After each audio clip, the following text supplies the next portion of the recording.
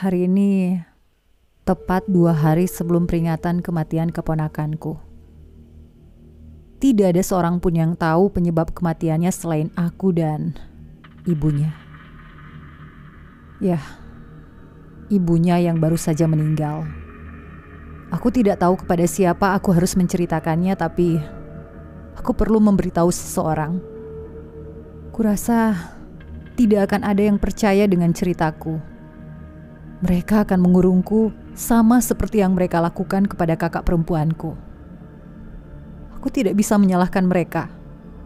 Karena aku sendiri sulit mempercayainya. Bethany akan berumur 10 tahun sehari setelah Natal, di tahun dia meninggal. Dia masih percaya Santa. Dia sudah terlalu tua untuk percaya hal seperti itu. Tapi menurut orang tuanya, itu lucu. Mereka melakukan segala hal untuk memastikan agar dia tidak sadar kalau semua itu hanya kebohongan. Bethany suka sekali Natal, Santa, peri, dan hal lainnya yang serupa. Biasanya dia akan bercerita tentang peri yang suka bersembunyi di rumahnya. Kupikir mungkin orang tuanya suka menyembunyikan boneka peri atau sesuatu yang seperti itu. Tapi saat aku menanyakannya, mereka bilang mereka tidak punya boneka seperti itu. Awalnya aku mengira mereka hanya bercanda. Cerita Bethany tentang peri itu semakin aneh. Dia bilang satu malam dia terbangun dan melihat peri itu sedang duduk di rumah boneka di samping ranjangnya, memperhatikan Bethany dengan matanya yang kosong. Setelah malam itu, dia bilang peri tersebut berubah menjadi jahat. Dia akan bergerak mengelilingi kamar Bethany sambil membuat suara yang aneh di malam hari. Dan Bethany mengatakan kalau dia berusaha turun dari ranjang, peri tersebut akan lari menghampirinya dan menggigit serta mencakar kakinya. Menurut Bethany, peri itu punya banyak gigi yang panjang dan tipis tapi tidak tajam. Dia bilang kukunya panjang dan tajam seperti sebuah cakar. Tentu saja aku tidak percaya. Ia lalu menunjukkan luka-luka bekas gigitan dan cakarnya. Bekas gigitannya seperti bekas gigi manusia normal, tapi cukup dalam. Dan jumlahnya lebih banyak dari gigi normal. Di sini aku mulai khawatir. Aku masih belum percaya dengan keberadaan peri pada waktu itu. Aku pikir dia yang menggigit dirinya sendiri dan punya semacam penyakit mental yang cukup serius. Aku harap aku benar. Aku sudah menceritakannya kepada kakakku. Dia juga khawatir. Jadi kami memutuskan untuk mencari psikiater. Ya, aku pikir itu bisa membantu Bethany. Tapi keadaannya justru memburuk saat menjelang Natal. Aku sedang menginap di rumah kakak perempuanku untuk malam Natal dan Bethany memintaku untuk tidur di kamarnya, melindunginya dari peri itu. Aku mengiyakannya. Awalnya aku pikir itu ide yang bagus agar aku bisa tahu apa yang terjadi padanya. Ya, mungkin dia menggigit pergelangan kakinya saat tidur. Malam itu, Bethany membangunkan aku dan meminta untuk diambilkan segelas air. Dia tidak mau beranjak dari tempat tidurnya karena takut diserang peri. Aku pun tidak mau meninggalkan gadis malang ini sendirian, jadi aku memintanya untuk ikut keluar. Dia tidak mau ikut, tapi aku juga tidak mau meninggalkannya. Seharusnya aku mendengarkannya. Ya Tuhan, mungkin dia masih hidup sekarang kalau aku mendengarkan. Dia mati gara-gara aku. Saat kami sampai di depan pintu, aku melihatnya. Peri itu tinggi dengan gigi yang aneh dan mata putih yang kosong. Kukira aku sedang berimajinasi, jadi kunyalakan lampunya. Dia tidak menghilang.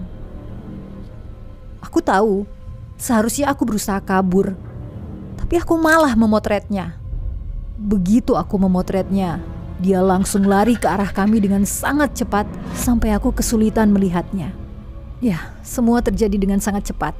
Bethany yang dari tadi berdiri saja mendorongku keluar kamar dengan keras sampai aku jatuh ke lantai. Pintunya langsung tertutup. Aku hanya bisa mendengar suara yang melengking saking kerasnya sampai aku tidak bisa mendengarkan teriakan Bethany. Suara itu terdengar seperti mengucapkan Merry Christmas, tapi tidak dilafalkan dengan benar. Terdengar seperti aku berusaha untuk kembali ke kamar itu, tapi pintunya terkunci. Aku coba menendangnya, tapi aku tidak cukup kuat. Aku lari ke dapur, mencari sesuatu untuk mendobrak pintu itu sambil memanggil polisi. Mereka pikir aku bercanda. Aku tidak mengerti bagaimana bisa mereka tidak mendengar teriakan ini. Kenapa orang tua Bethany tidak terbangun? Aku menemukan sebuah batu bata yang setidaknya aku rasa bisa membuat lubang di pintu itu. Tiba-tiba aku mendengar sebuah suara seperti ada yang terkoyak. Dan semua teriakan tadi berhenti. Dengan berhati-hati, aku membuka pintunya yang sekarang sudah tidak terkunci. Aku bisa melihat semua dinding dan ranjang dan mainan dan furnitur di dalam berwarna merah terang, berlumuran darah Bethany. Di atas lantai, peri itu melayang di atas mayat Bethany. Mayatnya terbelah dua secara vertikal dan peri itu mengalungi usus Bethany di lehernya sambil memakannya. Aku berteriak lebih kencang daripada yang pernah aku lakukan sebelumnya. Ibu Bethany akhirnya keluar dari kamarnya dan melihat apa yang terjadi. Dia tidak bisa berkata apa-apa. Dia hanya bisa menatap pemandangan yang mengerikan ini. Kami menutup pintunya dan meletakkan barang-barang di depan agar pintu tidak bisa terbuka. Kami ke ruang tamu untuk menunggu polisi datang. Saat polisi tiba, mereka menanyaiku, kakakku, dan suaminya yang tidak mendengar apapun. Aku tidak bisa mengatakan apa-apa. Rasanya seperti bermimpi. Aku hanya bisa duduk dengan tatapan kosong. Satu-satunya yang bisa menceritakan apa yang terjadi hanyalah kakakku. Kemudian, polisi tadi memindahkan barikade yang ada di depan kamar Bethany. Tapi saat mereka membuka pintunya, tidak ada apa-apa di dalam. Kamarnya terlihat normal, selain salju yang masuk dari jendela. Semua yang terjadi tadi hilang seperti permainan sulap. Pihak polisi kemudian membentuk tim pencari. Mereka pikir Bethany hanya melarikan diri. Setelah semua orang pergi, aku menangis di dalam kamarnya sendirian. Aku mendengar suara lonceng, lalu aku mendengar peri itu berbisik. Aku segera keluar dari situ. Sekarang sudah 1 tahun sejak kematian Bethany. Kesehatan mental kakakku mulai menurun semenjak Bethany meninggal. Dia menutup pintu dan jendela kamar Bethany dengan papan kayu. Dia tidak pernah tidur lagi. Kami pernah menangkap basah ketika dia berusaha memotong perutnya beberapa kali dan kami terpaksa mengirimnya ke rumah sakit jiwa di mana dia mengakhiri hidupnya dengan menggantung diri menggunakan spray ranjangnya. Sekarang, aku satu-satunya orang yang tahu apa yang sebenarnya terjadi. Orang lain masih berpikir kalau Bethany hanya menghilang.